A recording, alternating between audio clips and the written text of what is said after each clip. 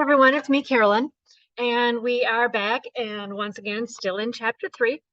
This section we are going to be doing some calculations on grouped data and also looking at one example of a weighted mean, which is kind of similar to doing stuff on grouped data.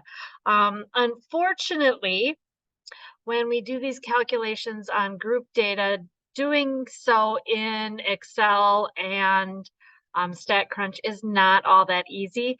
Yes, you can do basically the manipulations we are doing in Excel, and I will kind of walk you through how to do that, but there's no easy shortcut like a function that I'm familiar with on how to do that. So I find it just grunt it out is the best way to think of doing it. It's not a lot of fun, but it's kind of nice to see that, yes, it can be done. But I will kind of walk through some of the pieces in Excel when we get through them. So first thing I'm going to do is share my screen with our guided notes.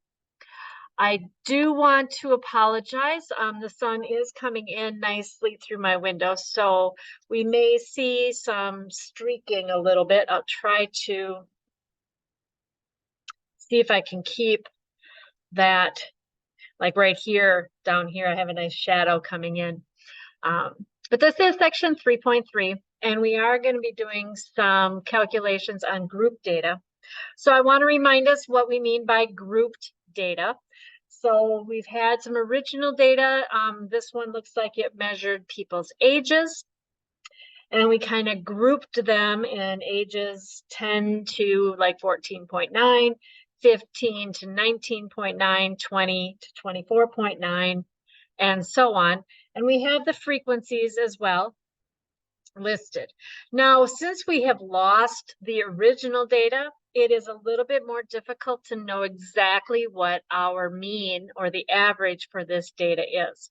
We can tell that the mode, the most common age group, is this group right here. We really can't determine if there was an actual mode because once again, we have lost all of our original data. We can also kind of look as to where our middle would have been. Kind of looking here, we have 1 point and then 10 more, so we're at 11. Here we're at 2 and then 12, so 14. So again, our median would also be somewhere in that category. But again, we can't find it exactly because we've lost the data. So we can kind of just talk about a modal group or a modal class.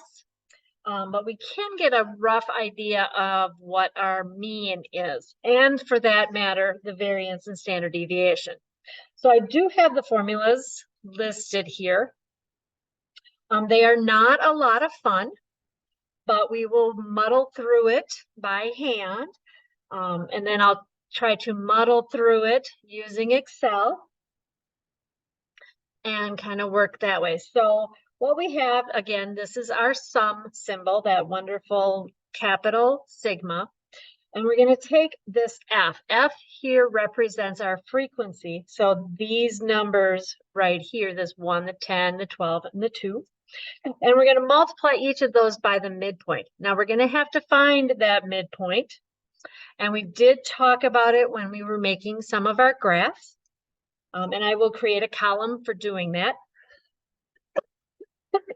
And then we're going to divide it by the sum of our frequencies. So that's the number of data points that we have, which will be the sum of this column.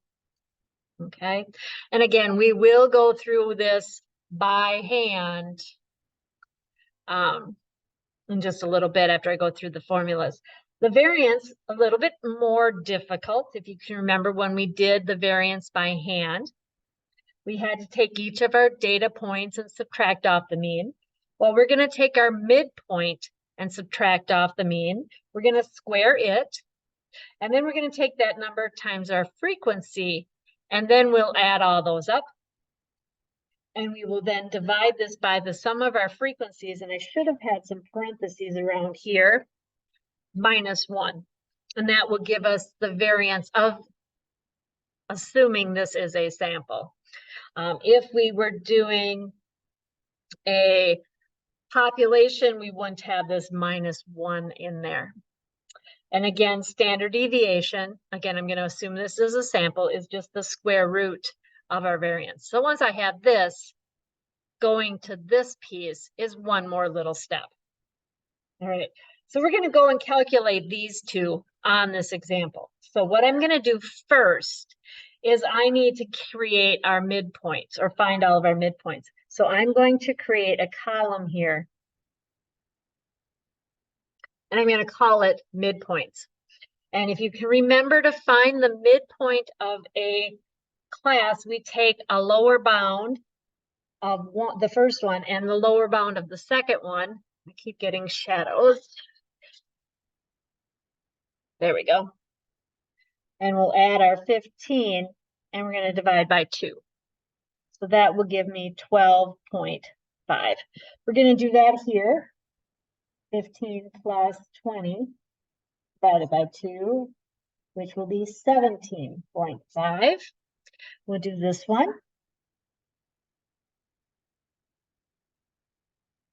Which is 22.5.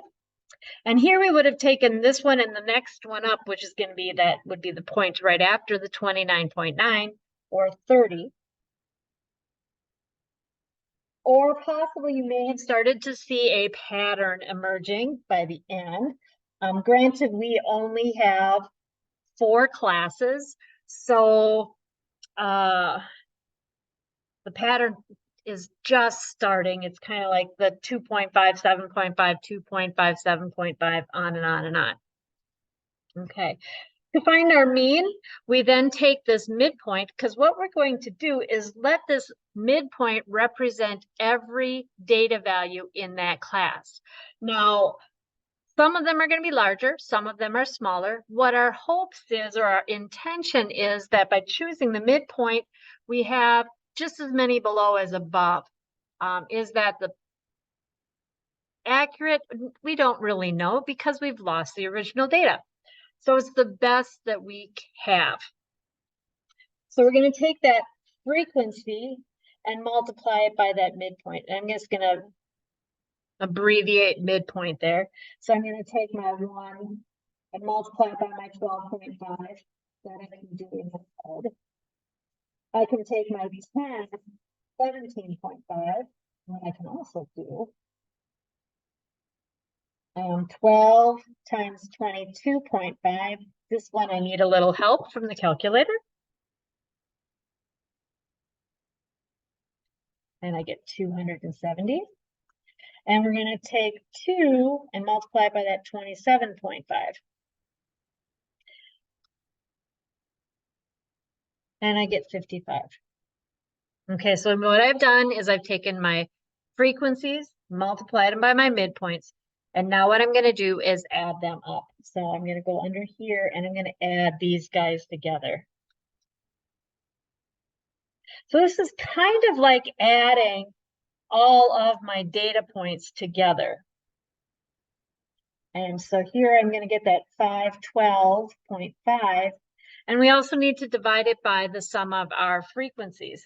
Well, that's these here. And if I add those right, I believe that's 25.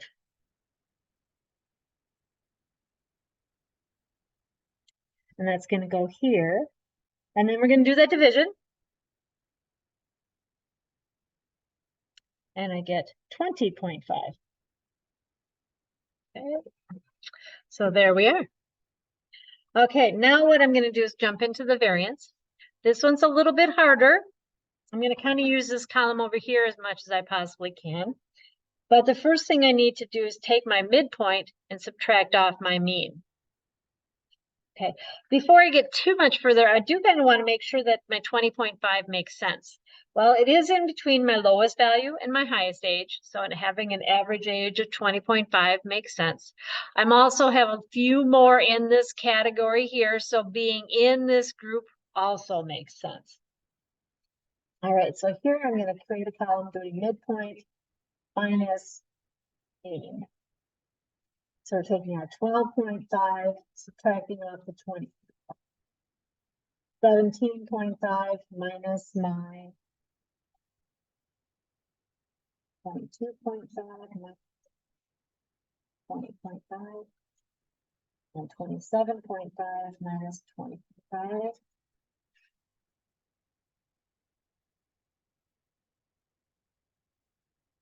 Here we have a -8. There we're going to have a -3. Here we will have 2. And there we have 7. That can't be right.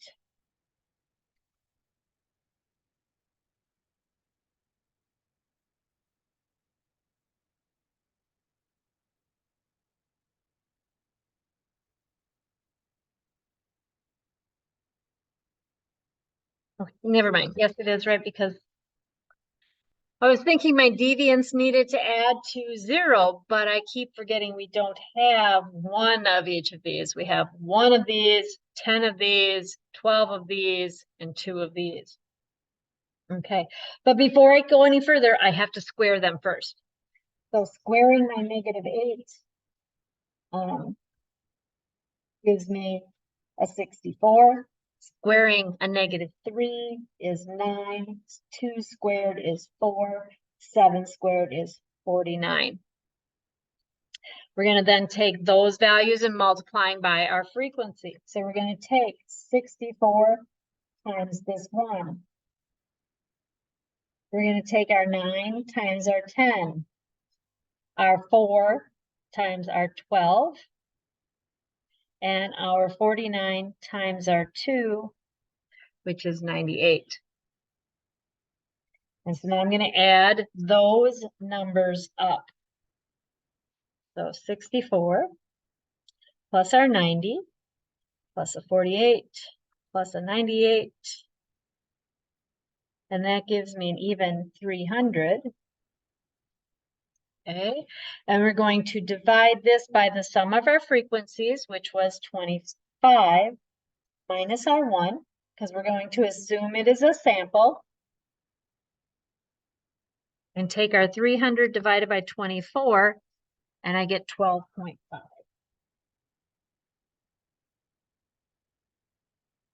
And that would be the variance of that information. Again, standard deviation and variance is a way to measure our spread. Standard deviation is the true measurement, but we have to get through the variance to get to the standard deviation. Unless, of course, we have technology and we can just jump right into that piece.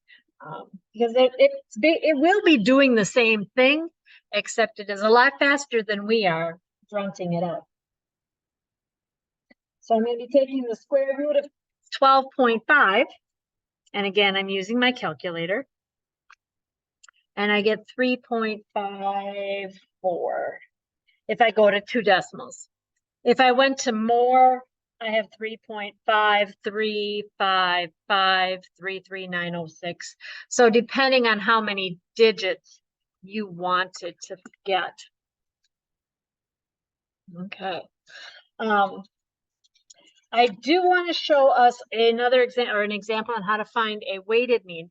A weighted mean is simply having a weight, and in this case we used our frequency, being multiplied by some sort of value, and then being divided by the sum of the weights. One example we do that I like to show you is our GPA. I do have another one in our Blackboard course. It's a different instructor or a different person. I just found it on YouTube, but I did post it for you. So instead of recreating the wheel, I just used his video instead. But before I go to the GPA, I do want to stop sharing. And I do not have Excel up. So give me a moment while I open Excel, so that when I share, I can actually share Excel. Okay, so I should be able to share Excel now. So there it is. And I'm going to take a little bit of time. I'm only going to type in a few of the first pieces, just so you can see that it is kind of a cumbersome thing. So I'm just going to kind of put in our information from the first two rows that we had to 19.9. I should have labeled these. Our frequencies are 1 and 10. Okay, here you can have the computer do the work for you, but you have to kind of force it. So if I want the Excel to do some math, the first thing I'm going to do is type in the equal symbol. There is not a nice function for what I'm about to do. I'm finding the midpoints, but it can do it for you, but you kind of have to put in some extra work. Okay, so here what I want to do is we're going to be adding that 10 and that 15. So in parentheses, because I want it to do that first, I'm going to have it do adding the 10 plus the 15 and then dividing by 2. Okay, here we're going to do equals, and then here I would do that 15 plus 20 divided by 2. Okay, so there are our midpoints, and we could continue this down the column. So I'm hoping just showing you a few, you can get the understanding for what we need to do. Here we want to basically take this number times this number. So I could do again equals, and what I can do is physically grab this piece and then type in the multiplication symbol, type this piece, and then hit my enter, and it will do that for me. Another nice thing about Excel is if I want to basically do the exact same formula, like down a bunch of rows, we can grab this column, this little corner, and pull it down, and it will do the math for you. So here you'll notice it changed the pieces, but it did the same formula. All right, so we took our frequencies times our midpoints. Down on the bottom, we could, now what we need to do is add those pieces.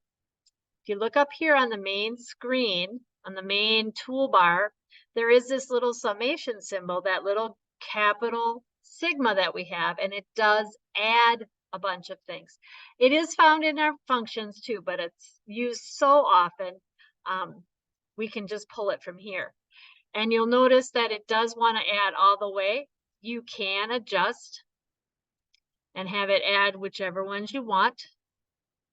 And I could have added these guys as well. So here I want to add those. Okay. And then if I want to find my mean, I'm going to kind of put this in here, mean. And this is going to be equal to, and we want this number. And then we're going to divide it by, and this is not going to be what we had, that number. So that would be your mean. So you can force Excel to do things for you using that equal button. And you could do this, like if I wanted to create where I did the midpoints minus the mean, I could take, here's my equal button. I want this one minus this one, okay? Well, our mean is different. So I don't want to exactly copy this one down because this number stays consistent all the way through. If you want to freeze a number in Excel, you can do that by putting $signs in front of the C and in front of the 7. So that freezes the row and the column that you're using.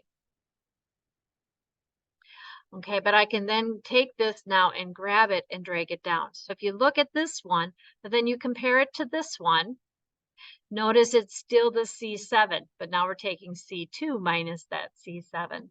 So there are a lot of quirks of things that you can do in Excel. I have been learning for the past 20 some years or better, but there are so many little things that you can do in Excel that are super kind of cool. I do recommend at some point in your career, if you're going to be using spreadsheets at all, is to do take an Excel course or maybe a Google Sheets course, because at some point, if you're using a lot of spreadsheets, some of these little things that it can do, really kind of nice.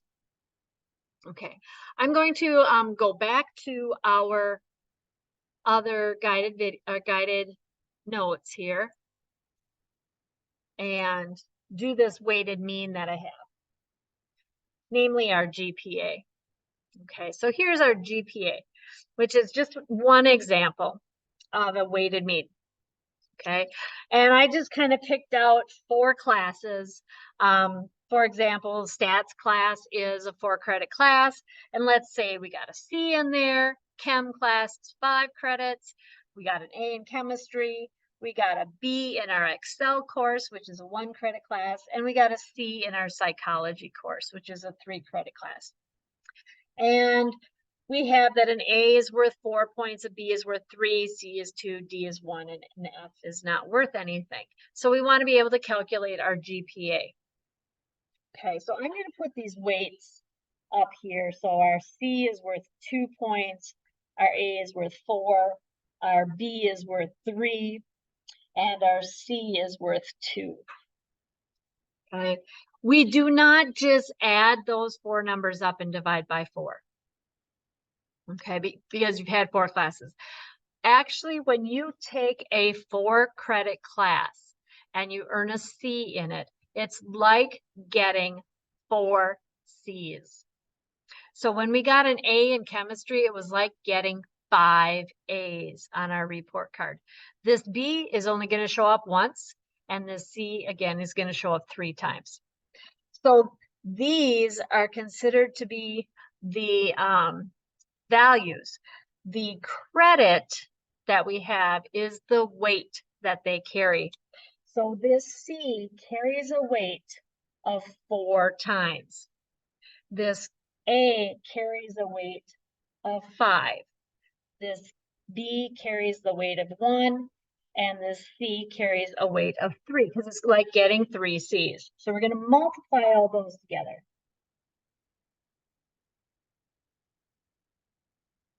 Okay, calculating a mean. You want to think of a weighted mean. It's kind of like the weight times the value, if you want to think of that, divided by the sum of our weights.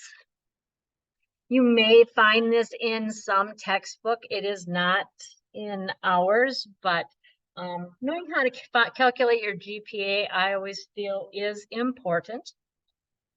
So now we're going to add all of these pieces up.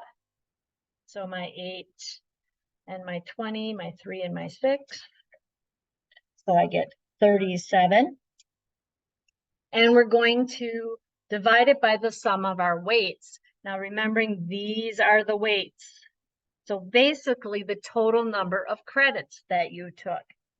So we have 13 credits. So a 4, a 5, a 1, and a 3. Okay. And now I'm going to do that division. And we have a GPA of 2.846. And usually GPAs are gone to 3 decimals. So that's why I put 3 decimals here. You want to make sure it kind of makes sense. Well, it does make sense that we're somewhere between 2 and 4, because the lowest grade we got was a C. The highest grade we got was an A. So we should be above the 2s. We are a little bit higher up. So we have 5 A's and 1 B. So we've got 6 of our grades are 3 or better.